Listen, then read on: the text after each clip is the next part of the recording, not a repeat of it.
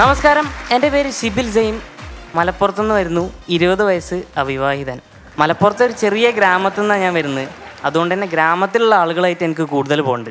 ഇവിടെ നമ്മുടെ once upon A ടൈമിൻ്റെ ഓഡീഷനുമായി ബന്ധപ്പെട്ട് എറണാകുളത്ത് വന്നു. ആദ്യമായിട്ടാണ് ഞാൻ എറണാകുളത്ത് ഇത്രയധികം കാലം താമസിക്കുന്നത്. മറ്റതിൽ നിന്ന് നമ്മുടെ ഗ്രാമത്തിലെ ആളുകളിൽ നിന്ന് വ്യത്യസ്തമായ എറണാകുളത്തെ നമ്മുടെ സിറ്റിക്കാരുടെ ജീവിതം കണ്ടു അറിഞ്ഞു മനസ്സിലാക്കി ഇന്ന് ഞാൻ അവതരിപ്പിക്കാൻ പോകുന്ന ആക്ടിൻ്റെ പേര് സിറ്റിക്കാരൻ വേഴ്സസ് ഗ്രാമത്തിലെ ഏട്ടൻ. ഇപ്പം ഇവിടെ ഇരിക്കുന്ന നമ്മുടെ ആളുകളെ നോക്കിയാൽ തന്നെ മനസ്സിലാവും. ചില ആളുകൾ സിറ്റിയിൽ ജീവിക്കുന്ന ആളുകളാവും, ചില ആളുകൾ ഗ്രാമത്തിൽ ജീവിക്കുന്ന ആളുകളാവും, ചില ആളുകൾക്ക് ജീവൻ ഉണ്ടാവില്ല, അവർ നല്ല കോമഡിക്ക് ചിരിക്കില്ല. ഞാൻ ഓഡീഷൻ്റെ ഭാഗമായിട്ട് എറണാകുളത്ത് വന്നു എന്ന് പറഞ്ഞല്ലോ. അന്ന് ഞാൻ എന്നെ പരിചയമുള്ള ഒരാളുണ്ട്. നമ്മുടെ ഈ ഫൺസ് അപ്പോൺ എ ടൈമിൻ്റെ വേദിയിൽ 1ാമത്തെ സീസണിൽ പങ്കെടുത്ത ഒരു സ്റ്റാൻഡപ്പ് കോമഡി ഉണ്ട്, ദീപക് മോഹൻ. പുള്ളീനെ എനിക്ക് പരിചയമുണ്ട്. ഞാൻ അന്ന് തൃപ്പൂണിത്തറ പുള്ളിയുടെ ഒരു കോമഡി പരിപാടി നടക്കുക. അപ്പോൾ ഞാൻ അവിടെ ചെന്ന് പുള്ളീനെ ഒന്ന് പരിചയപ്പെട്ടു. പുള്ളിയുടെ കോമഡി പരിപാടി നടക്കുന്ന കഫേൻ്റെ മുമ്പിൽ ഞാൻ നിന്നിട്ട് ഇങ്ങനെ സംസാരിക്കുക പുള്ളീനോട്. അപ്പോൾ ആ സൈഡിലായിട്ട് ഒരു ലോഡ് വണ്ടി നിർത്തിയിട്ടുണ്ട്. എന്തോ കാര്യത്തിന് വേണ്ടിയിട്ടുള്ള ലോഡ് വണ്ടിയാ. ഞാൻ ചോദിച്ചു ദീപകേട്ടനോട്, ദീപകേട്ടൻ എന്താ ഇവിടെ ഒരു ലോഡ് വണ്ടി നിർത്തിയിട്ടുണ്ട്? അതിൽ പുള്ളി പറയാ, ഇവിടെ സംഭവിക്കുന്ന പൊട്ടുന്നതും ചീറ്റുന്നതുമായ കോമഡികൾ കൊണ്ടുപോകാനുള്ള ലോഡ് വണ്ടിയാണ്. ആ കണക്കിന് എൻ്റെ ഈ പെർഫോമൻസ് കഴിയുമ്പോൾ അമൃത TV 1 അല്ല 2 ലോഡ് വണ്ടി കൊണ്ടുപോകേണ്ടി വരും. ഇപ്പം ഞാൻ ചെയ്യാൻ പോകുന്നതെന്ന് പറഞ്ഞല്ലോ, സിറ്റിക്കാരനും ഗ്രാമത്തിലൊരു ഏട്ടനും തമ്മിലുള്ളൊരു കമ്പാരിസണാണ്. അപ്പോൾ എൻ്റെ ഒരു കയ്യിൽ ഒരു സിറ്റിക്കാരുണ്ട്, ഒരു ആവറേജ് എടുക്കണ ഒരു ജാട കൂടിയ സിറ്റിക്കാരൻ. ഗ്രാമത്തിലേട്ടൻ അവിടുത്തെ ഹൈലൈറ്റ് എന്ന് പറഞ്ഞാൽ ഒരു കുശുമ്പ് കൂടിയ ഗ്രാമത്തിലേട്ടൻ.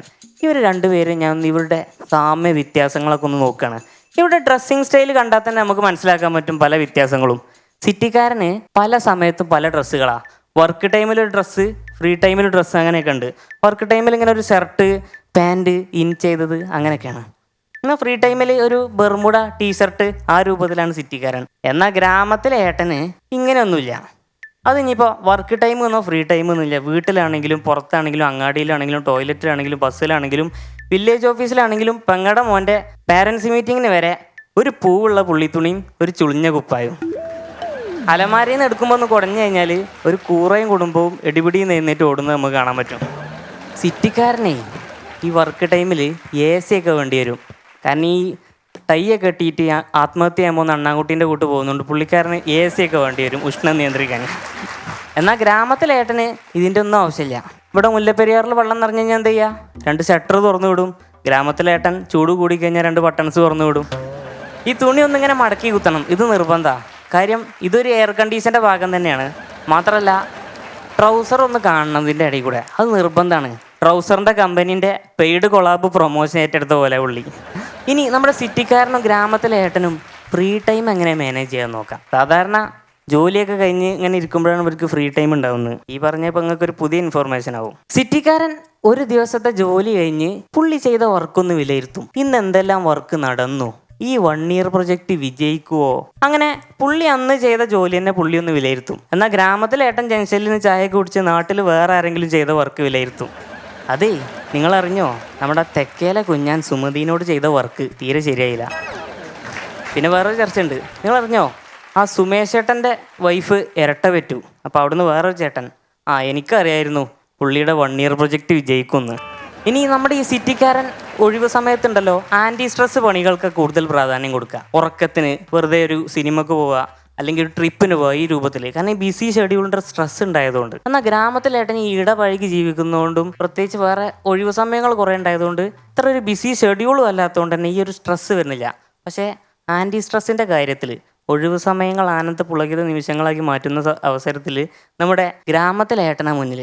വെറുതെ ഇങ്ങനെ ഇരിക്കുമ്പോൾ കൊതുകൊക്കെ കടിച്ചു കഴിഞ്ഞാൽ അതിങ്ങനെ ആസ്വദിച്ച് ചൊറിയുക, മൂക്കുന്ന് കൊറ്റം പറിക്കുക, നഖം നുള്ളി പൊറിക്കുക, ചെവിയിൽ തുങ്ങലിട്ട് കളിക്കുക, വെറുതെ ഇന്ന് ബോറടിക്കുമ്പോൾ ചക്കക്കുരു ചുട്ട് തന്നെ കോണിപ്പടീൻ്റെ 3ാം നിലയിൽ നിന്ന് താഴോട്ട് കോണിക്കമ്പികൾക്കിടയിലൂടെ തുപ്പി വളയാതെ നിലത്തെത്തിക്കുക, ചെവിയിൽ തുങ്ങലിട്ട് കളിക്കുക, മുറിവിൻ്റെ തോട് മാന്തി പൊളിക്കാൻ തുടങ്ങിയിട്ട് പലവിധ കാര്യങ്ങളുടെ പുള്ളി ഒഴിവ് സമയങ്ങൾ ആനന്ദവേളകളാക്കി മാറ്റും. ഇനി നമ്മുടെ സിറ്റിക്കാരൻ്റെയും നമ്മുടെ ഗ്രാമത്തിലെ ഏട്ടൻ്റെയും ലോകവിവരങ്ങൾ തമ്മിലുള്ള തോത് നോക്കിക്കഴിഞ്ഞാൽ നമുക്ക് വലിയൊരു അന്തരം തന്നെ കാണാൻ സാധിക്കും. സിറ്റിക്കാരൻ ഈ ഒഴിവ് സമയത്ത് റൂമിലൊക്കെ ഇരുന്നിട്ട് ചർച്ച ചെയ്യാന്നുള്ളത് അന്താരാഷ്ട്രപരമായ കാര്യങ്ങൾ, വലിയ വലിയ കമ്പനികളിൽ നടക്കുന്ന ലാഭനഷ്ടങ്ങൾ, തിരിമറികൾ, താലിബാനിലെ വിഷയങ്ങളൊക്കെ ചർച്ച ചെയ്യുമ്പോൾ നമ്മുടെ ഗ്രാമത്തിൽ 3 ആൾ കൂടി ചർച്ച ചെയ്യുക ആലിക്കുട്ടിയാക്കാൻ്റെ മകൻ പീലി ഷമീറിൻ്റെ 4ാം കെട്ട്, താലിബാന്, പീലി ഷമീർ. ഇതാ പറഞ്ഞ് വലിയൊരു അന്തരം തന്നെ ഇവിടെ നമുക്ക് കാണാൻ സാധിക്കുന്നു. ചുരുക്കി പറഞ്ഞാൽ ഗ്രാമത്തിലെ ആൾ എന്നല്ല സിറ്റിയിലെ ആളെന്നല്ല, ഇവരുടെയൊക്കെ നല്ലത് മാത്രം നമ്മളെടുത്ത് നമ്മൾ നല്ലൊരു മനുഷ്യനാവാന്നുള്ളതാണ്, ട്രൈ ടു ബി ബെറ്റർ എന്നുള്ളതാണ്. ഇപ്പം എൻ്റെ ഈ പെർഫോമൻസിലാണെങ്കിലും നല്ല കോമഡികൾ മാത്രങ്ങൾ എടുക്കുക, മോശമുള്ള കോമഡികൾ പുറത്ത് മറ്റേ ലോഡ് വണ്ടി ഉണ്ട്. Thank you.